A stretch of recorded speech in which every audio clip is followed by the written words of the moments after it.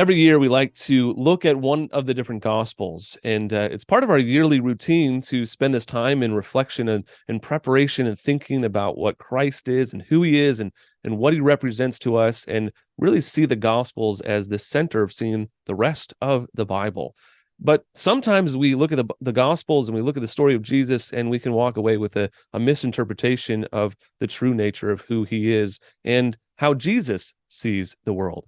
Well, our guest today is Alan Wright. He's a pastor, author, and a broadcaster, and he's written a book called Seeing as Jesus Sees: How a New Perspective Can Defeat the Darkness and Awaken Joy. I'm really excited to get into this book, especially as we're thinking about Jesus and reflecting on how we see him, but also how he sees us. So, Alan, thank you so much for being a part of the many voices for that one message. Well, thank you, Adam. I'm so privileged to be one of those voices, and I appreciate you having me. Why don't you get started by telling us a little bit about yourself? You're a pastor, you're also a broadcaster. Many of our listeners probably have heard you on the radio, but why don't you tell us a little bit about yourself and your passion for the topic that we're going to be delving into today? Well, I've been here pastoring in this location for 27 years this year, and feel like the best is yet to come. I'm still learning, still growing, still love preaching, and still starting every message I preach with a question: Are you ready for some good news? And I like it when the people shout yes. And so I'm in a good place where there's a lot of hunger to learn and grow about the essence of the gospel. And to sort of pinpoint, Adam, what my passion is, it is to help people into a spirit-empowered, grace-fueled life of real transformation. I think a lot of people have understood grace to be the thing that got them saved, but how are we transformed by this same power? And I love to help people with that. I love to help people not revert to kind of moralistic thinking once they start thinking about their own transformation, or about how their marriage is going to be better, about how they're going to be a better parent or a better witness or better anything. And so I love that. Wonderful Anne, who I'm married to for 38 years, and she's in her own right. She's leading a big women's Bible study, so it keeps her busy. We got our first grandbaby who just turned 1 year old.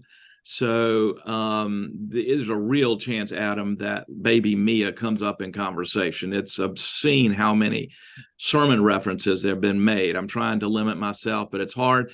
And so two grown kids. If I'm not preaching or writing, I love golf and tried to play yesterday afternoon. It turned cold here in North Carolina. Played terrible, but I still love it, and play some guitar and piano.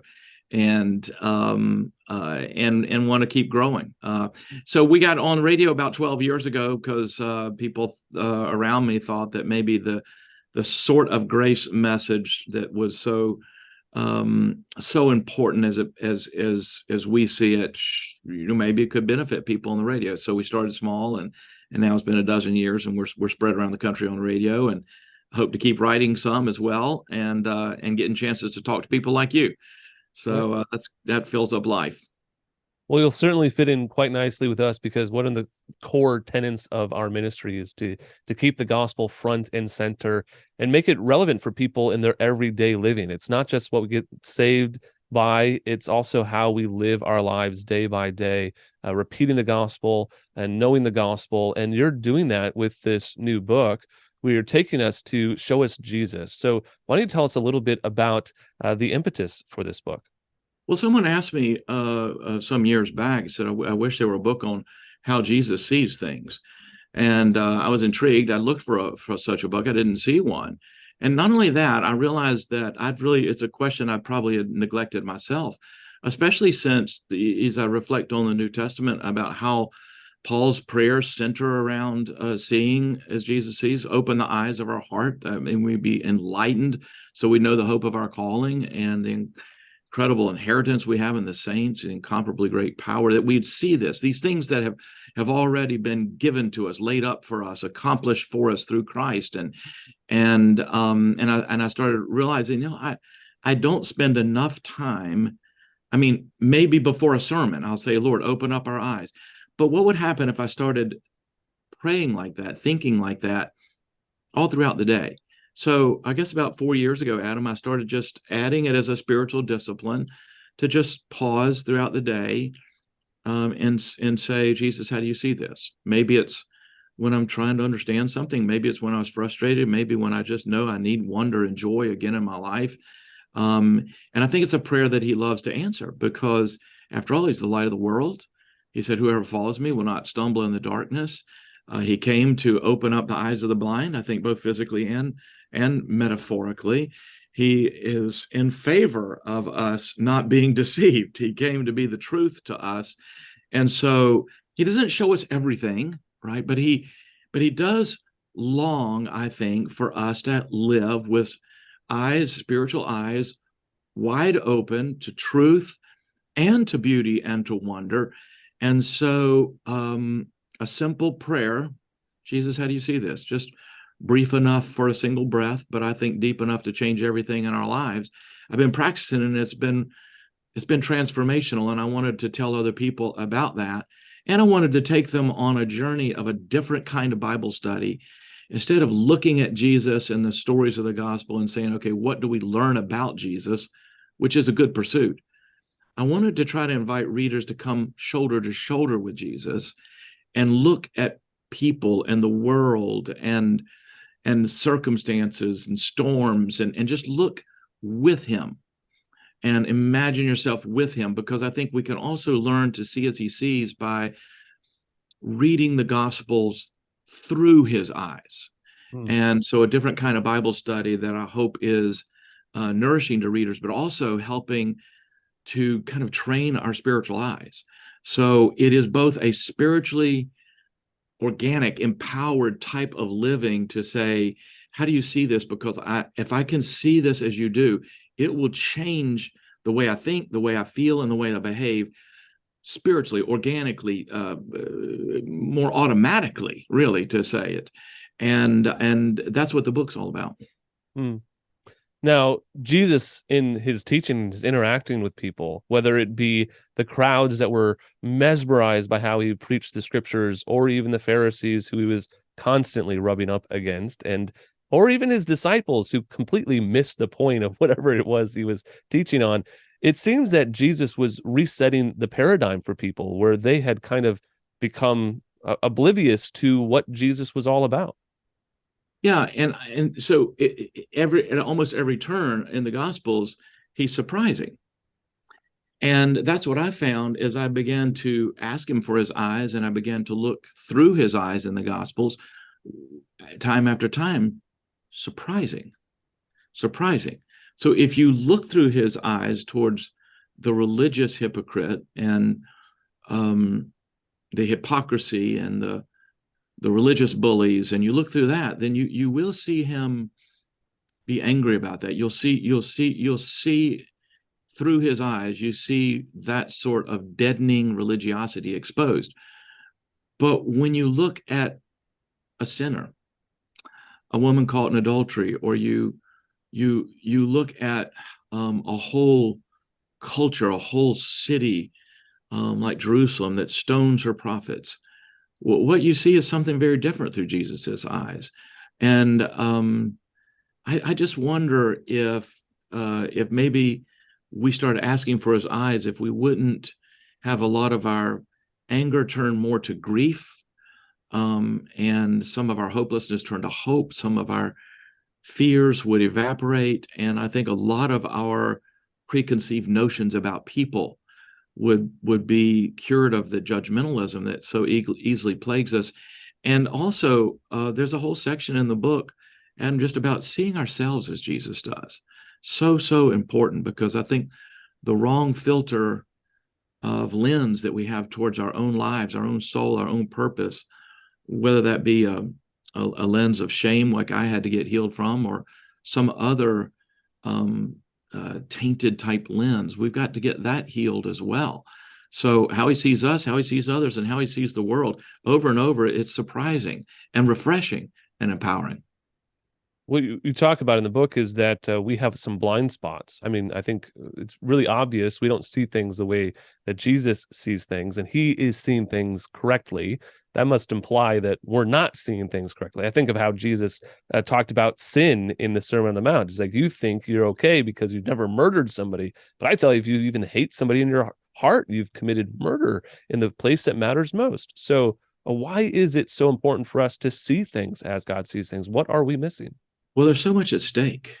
I think that's and throughout the book, I actually tell for the first time ever a story of a beautiful 13-year-old girl whose family I loved and I pastored, and who became so deceived spiritually that it really became a fierce demonic oppression that had her hospitalized and catatonic and unable to eat. And I wove this story of her journey to seeing through the book because I wanted us to stay reminded of how much is at stake. We have a spiritual enemy, and he is the father of lies, which is to say, the devil and all of hell wants us to see everything incorrectly. Because just as surely as we can be liberated by seeing things correctly, we can be put into bondage, wreak havoc in our relationships, and despair of life itself if we don't see life accurately through Jesus's eyes.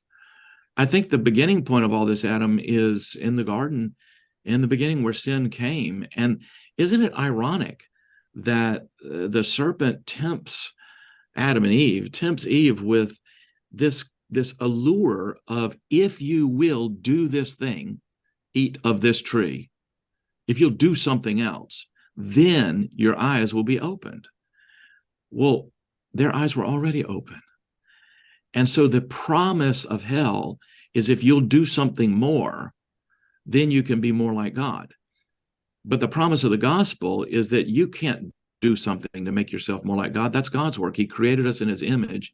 And then in our sin, we need Christ, and Christ alone, the one righteous human being, the one God man who lived righteously for us. We need his work and his regenerating work that recreates us and restores us in his image. And so it's a twist. It's an awful, diabolical, demonic twist to say, okay, here's what it is. You need to do something. That's moralism. That is like saying, if you will, then God will. And the whole point of the good news of the gospel is just the opposite of that, is that it is in our surrender of our will. It is in our recognition that we can not transform our own lives. That's where our eyes get opened. And so there's so much at stake. For one person, this spiritual marring of our vision can lead to a life of performance and eating from that tree that my friend and mentor Dudley Hall calls the do to be tree. If you'll do this, if you'll eat this, then you'll be like God. And for others, it turns into rebellion. But either way, I think it finds its root in the same sort of spiritual blindness. And praise God, he's come to not just save us so we'll get into heaven, but so that our eyes will be opened up and we'll see the greater things, and the things of grace and the things of wonder around us. Mm. Now, you said you're taking a unique approach. You're kind of reading through the gospel narratives, very familiar stories, but looking at it from a different perspective, which is really the point of your book. But I know that a lot of people, when they were reading through it, were jumping from story to story. We can sort of create a false image of Jesus. And in fact, here in New England, there's a very prominent view that Jesus was just a moral teacher. He was a revolutionary, but they kind of fail to see what Jesus was actually communicating, not unlike many of his initial followers who didn't understand what he was saying, or even his disciples who were constantly kind of twisting his words and thinking he was saying what he wasn't saying. Jesus, as we were speaking of earlier, was surprising at almost every turn, exceedingly surprising, and the very reason that he was rejected amongst his own people when they expected him to view the world as this place for his kind of political rule, and that he would enforce people following him. And instead, he comes and he shocks people like Peter and says, I'm going to wash your feet. And Peter's like, you'll never wash my feet. And he says, and this is one of the stories in the book where we come alongside Jesus and watch him look at Peter through his eyes, look at the disciples. He said, unless I wash you, you have no part of me. And I think Peter immediately realized that was inheritance language. You're not going to have a share of the inheritance. You're not going to be in the kingdom. You're not going to have a share of the inheritance at all unless I wash you. And he's speaking figuratively now. And so what an upside down way of seeing things, when I think that moralism says we serve God and therefore we sort of please God, and the better people have better rewards, but here's Jesus saying, no, the Son of Man did not come to be served but to serve, and he is prefiguring his own death. He's saying essentially to Peter, if you won't let me wash your feet, how are you going to let me die for you? How are you going to let my atoning blood pay for your sin? How are you going to let me one day fill you with my own spirit, so that with real power, by the Spirit of Jesus himself, you'll preach the Pentecost sermon? How are you going to be my vessel to change the world and empowered by me to do miracles if you won't even let me wash your feet? Well, those are the kind of stories that just enthrall me, Adam, because it shows us Jesus is the opposite of simply a moral teacher. He's upending everything you ever believed and identifying himself over and over as the Lord over all. One of the chapters I feel like is important is just come shoulder to shoulder on the Sea of Galilee with Jesus when he speaks to a storm. And instead of saying, how can Jesus help cure my fears? Look at the storm through his eyes and watch how he sees something that in our eyes is so huge, but when you look through the eyes of the Creator, it changes everything. Or maybe go and look with Jesus when he says of the fears that we have that is running rampant now with so much war and so much unrest that all around us in the Middle East. And he says, I saw Satan fall like lightning. I want to look with him at that and see deeply into the accomplishment, the victory of Christ, because now he sees differently. So what we see in the Gospels, when you look through his eyes, is not someone who was interested in leaving a set of religious principles or a book of guidelines of morals for people to feel. He was identifying himself at every turn as the only Savior. And that's a for anyone who hasn't looked through his eyes in the gospel that way, that's a powerful and inviting journey to take alongside of him. I love how Jesus constantly used this expression with the disciples, "Oh, ye of little faith," right? They didn't quite see it yet. They were still in the germinating phase, right? That seed of faith. They hadn't quite grown into the sort of strong trees that they would get into later as apostles in their ministry. But the beautiful picture there is that Jesus didn't give up on them, right? He still worked with him, and he still fostered that faith that would develop into a great bulwark of the church. One of the chapters is about the power of blessing, a subject of an earlier book I wrote, which is to have the capacity, and we can do this naturally, but we can also do this supernaturally, where we're able to see into what a person can be. We see who they're designed to be. And in the beginning, God looked upon Adam and Eve this way, and he blessed them.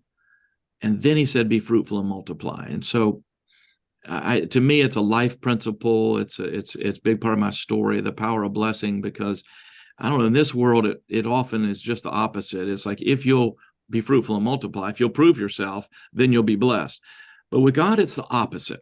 God, and Jesus demonstrated this all through his ministry, he could see into the essence of someone, and it's not like a shallow compliment. Blessing is something much greater than that. It is about reality. It's grace and truth.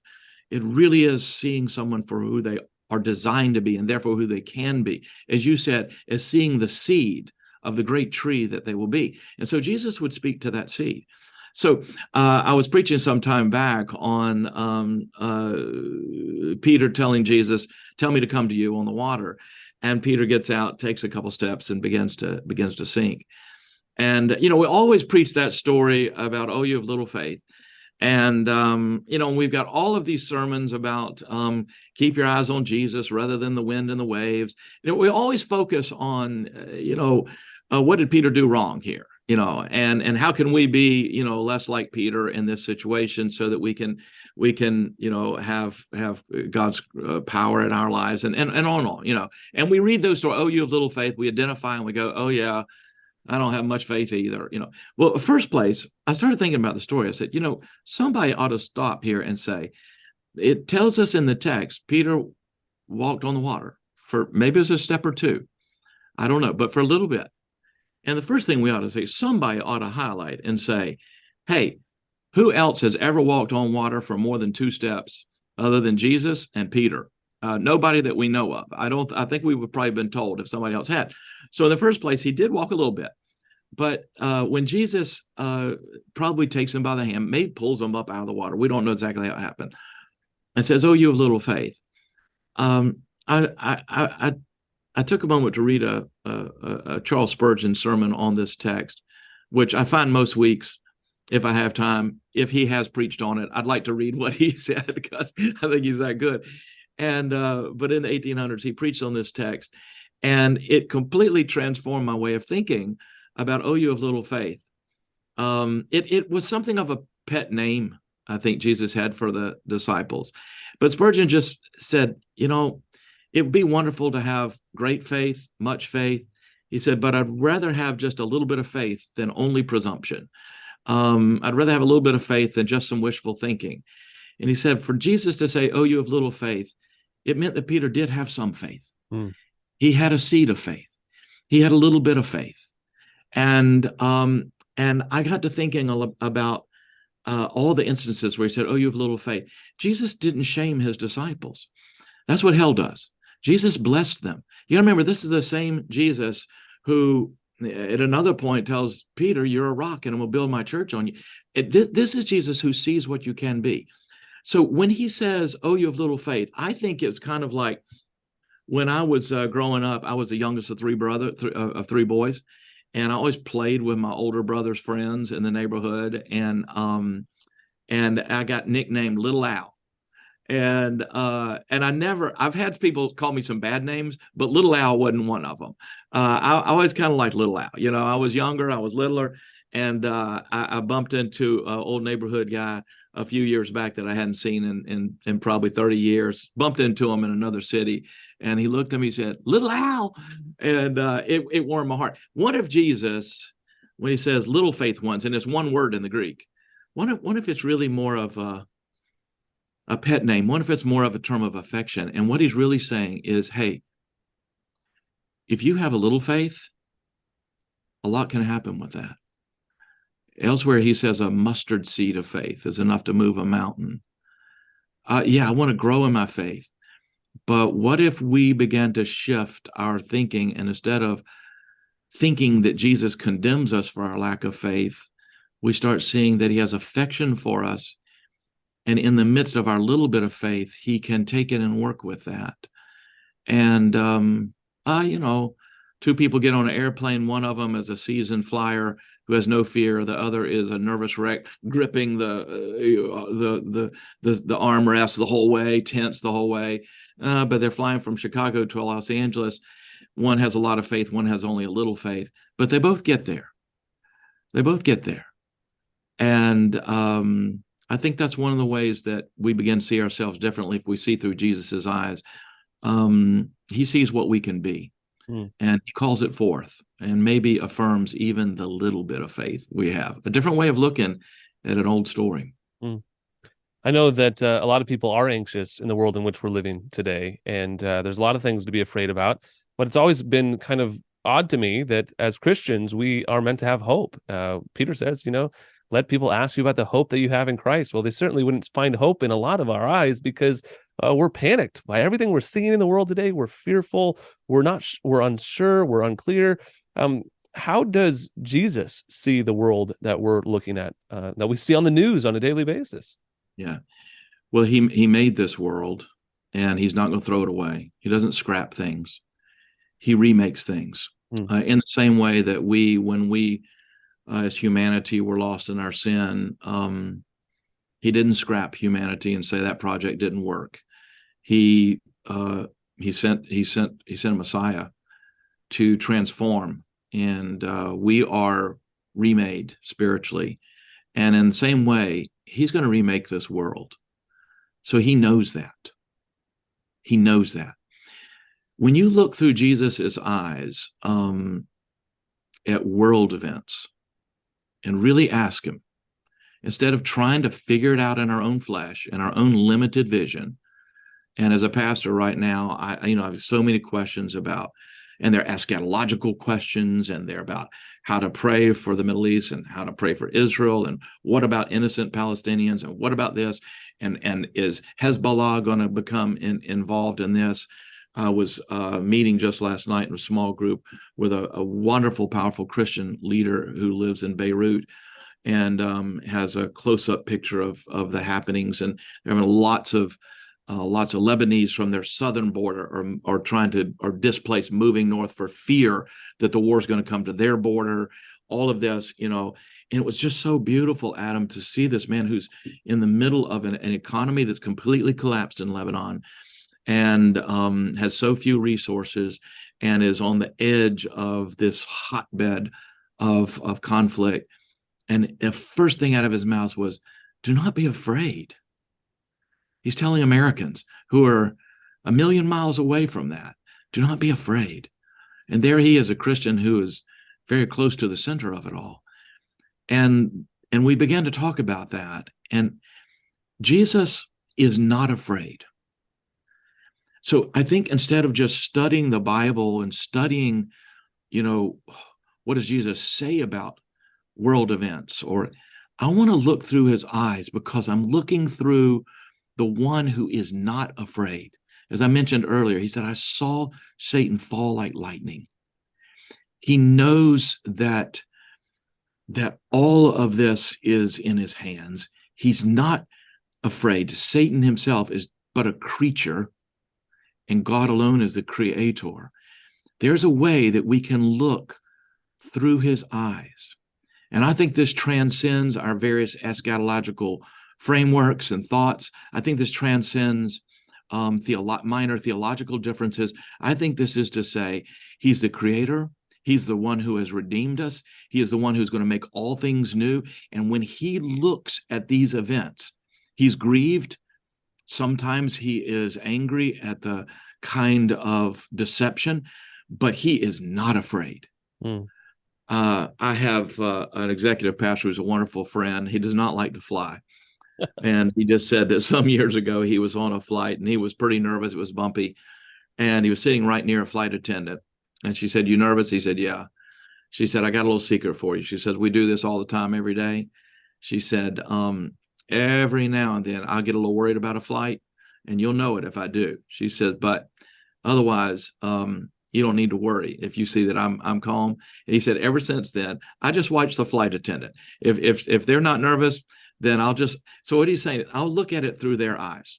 I'll just look at it through their eyes. It made me think of while I was saying, it made me think of when we were little. I was on a private flight with a friend, and I had my children, and I think my daughter Abby was 4 at the time. It was probably the bumpiest flight I've ever been on, and I really don't have any fear of flying at all, but this was on a private plane over some mountains where it would just whoosh, just like if your seatbelt wasn't on, you would go up, your head would hit the ceiling. And of course, my kids, they just kind of thought it was a fun, roller coaster ride or something. But my little girl, Abby, she looked at me and she said, "Daddy, are you afraid?" She was going to make her decision on whether she would be afraid, on whether I was afraid. If someone much bigger, stronger, and wiser than she was afraid, then she'd be afraid. If not, she wouldn't be afraid. Maybe Jesus is that to us.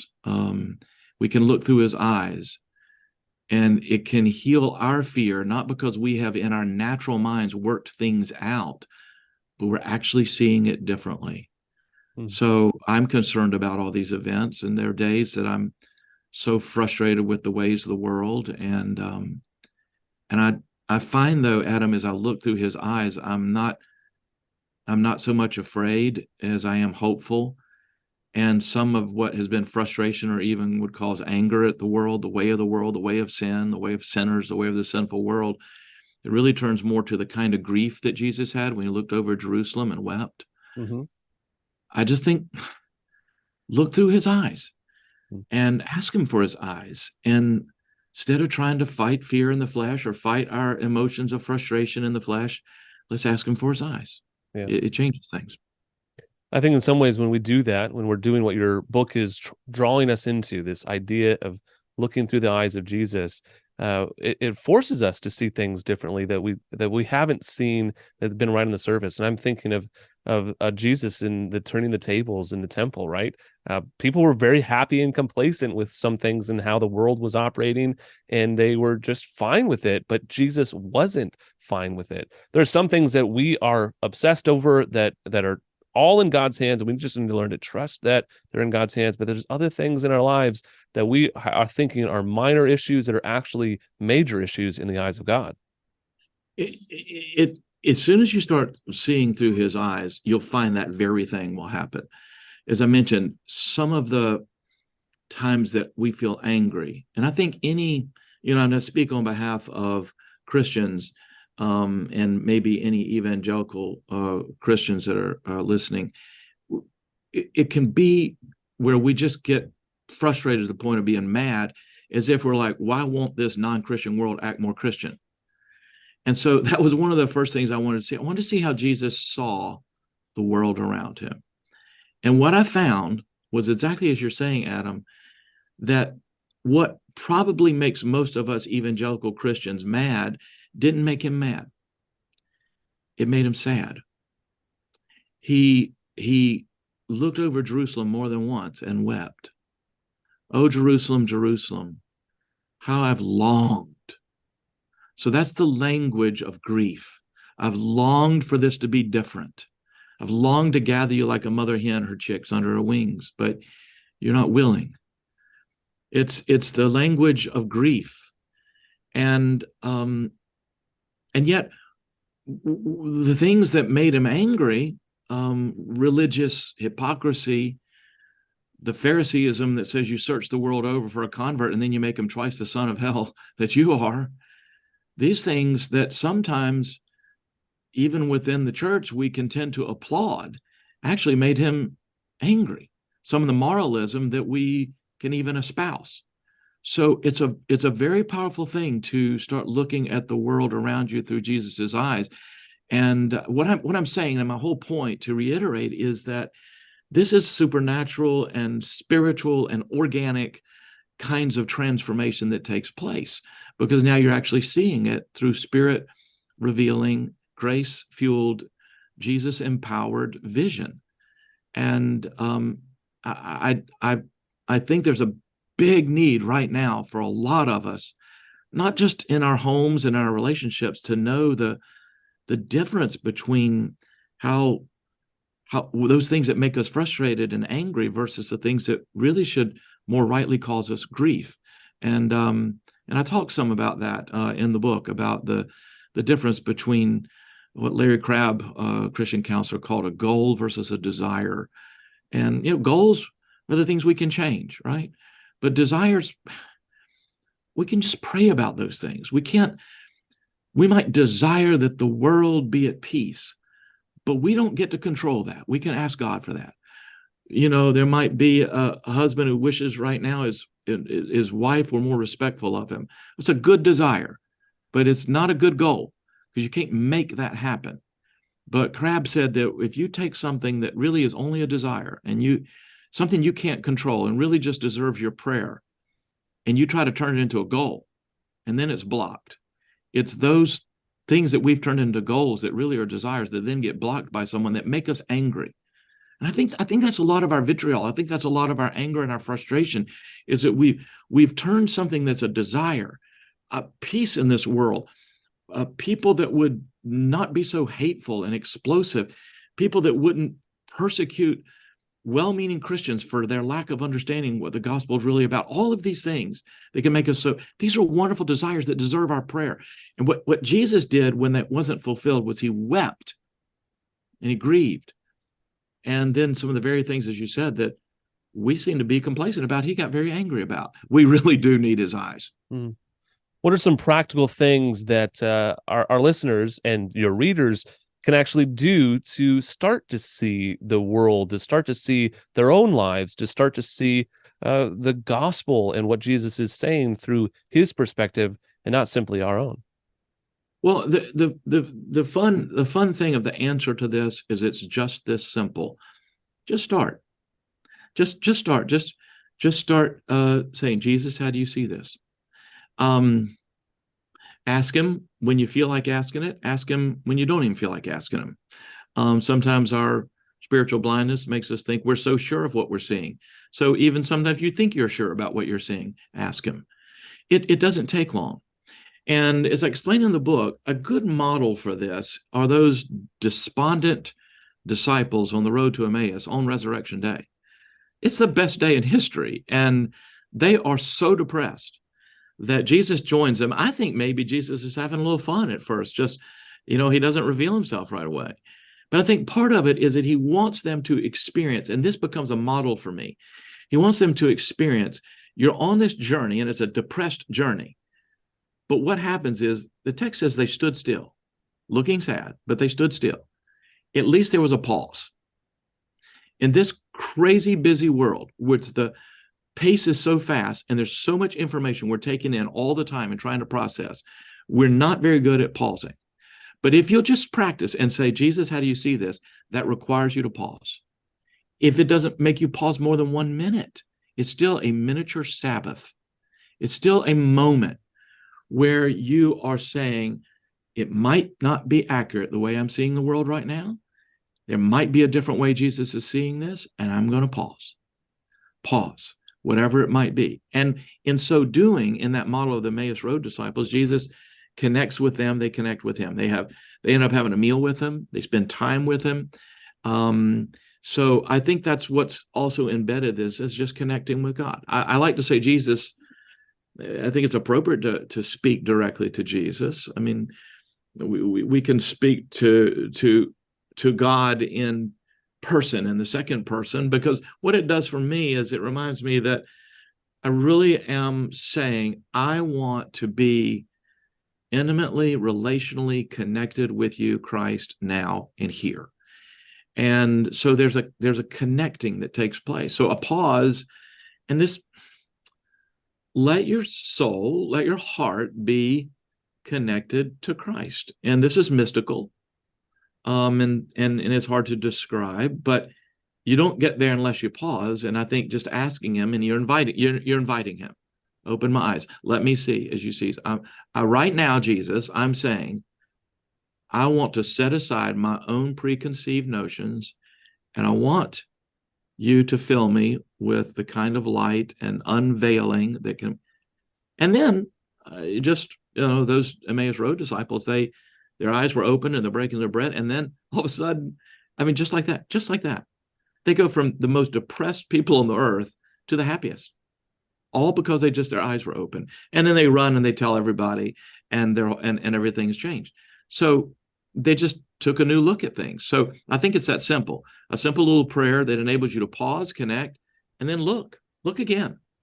Give yourself permission once you've asked him to just look again. And all of that can take place in a minute, or it can become a time of meditative, reflective time with God, a quiet time with God, any of that. But the good thing is it can be all throughout the day. It's a simple little practical process that honestly, it's simple enough for a child, but it's deep enough for the most seasoned saint. It's one of the most important things that I can emphasize, even as a pastor here in my own church, is encouraging people to just think a little bit longer about the text that are reading it. They're reading through the scriptures. Obviously, Jesus was opening the eyes and training his disciples, on how to read the scriptures, in particular, how to see Christ in all the scriptures. It was revolutionary, but they needed to sit with it. They needed to do that on their own. One of my favorite quotes is by A.W. Tozer. He says, "How tragic that we in this dark day have had our seeking done for us by our teachers." And this is something that our listeners really can do. And once they do it, that's really going to inspire them to see things completely from a different perspective. Once you experience this sort of paradigm shift, once you experience this just once, and it happens to me all the time now, where also, oh, I was seeing that incorrectly, and then Jesus opens my eyes. Once you experience that, the liberating force, let's say, of letting go of a judgment that you didn't even know you had, right? See, that's the problem of deception. I mean, Adam, we don't believe a lie because we believe it's a lie. We think it's true. That's why it's so powerful when suddenly something that we were believing incorrectly, we see it accurately. And I think any of our listeners could know what that's like if you've ever experienced that with another human being, where I thought it was this way, and then there was a revelation that I saw it differently. And it just happens. It just happens, and you're liberated, and restoration can happen. But it's also like, and that's what I want to say. Same thing you're saying, Adam, to our listeners is see for yourself. It's a vast difference between seeing a brochure of the Grand Canyon and seeing the canyon. And I think when it comes to grace, when it comes to life, when it comes to the magnificence of the wonders of God, all of that, God wants us to see for ourselves. You have to see it through somebody else. You get to see it through Jesus himself. He takes the veil off. He puts the right lenses on. So you see it. It's not through a preacher's eyes. It's your own eyes. And it's beautiful, powerful, transformational. In that regard, could I ask you to pray for our listeners? I know as a pastor, a fellow pastor to another pastor, it's one of our heart's desires is that the people would see Jesus, but also that they would see as Jesus sees the world and sees them and sees the world around them. Could I just ask you to pray for our listeners? I'd be so delighted to. Jesus, how do you see this? I'm speaking, Lord, of whatever situation that any listener might be in right now, maybe for someone that's in a difficult relationship, maybe had a frustrating, very difficult conversation even this very day that has left the clouds of frustration, maybe confusion, maybe the relentless, debilitating thoughts of judgment that seem to be like a tape playing over and over in the mind. Maybe it's Lord, the way someone has been seeing themselves. Maybe a lens of shame, that filter that says I don't measure up and I need to perform better if I'm really going to be loved. Maybe it's even someone who has really been hurt, taken advantage of, abused, and has left them feeling less than, and filters the way they see themselves. Or maybe it's some listener right now, Lord, who is really afraid or maybe really angry about the condition of the world.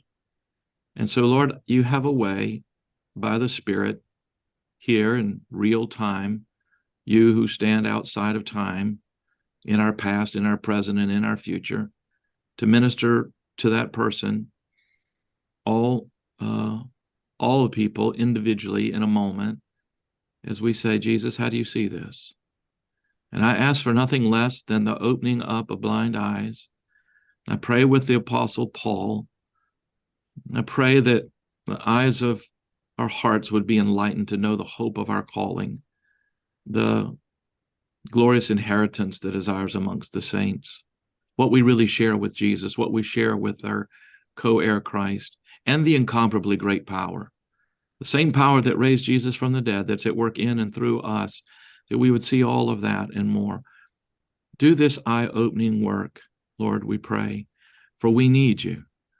Left to our own devices, sin has marred our vision, but with you, we really can say, I was blind, but now I see again. So help us in that.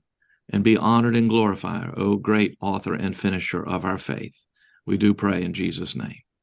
Amen. Amen. We've been talking with Pastor Alan Wright about his book. It's called Seeing as Jesus Sees, How a New Perspective can Defeat the Darkness and Awaken Joy. You can always find out more information about the book by calling our office or visiting our website. But Alan, thank you so much for our time and conversation today. And thank you for sharing your insights into the insights of Christ and the way in which we can see as he sees. It was a real joy to have you as a part of the many voices for that one message.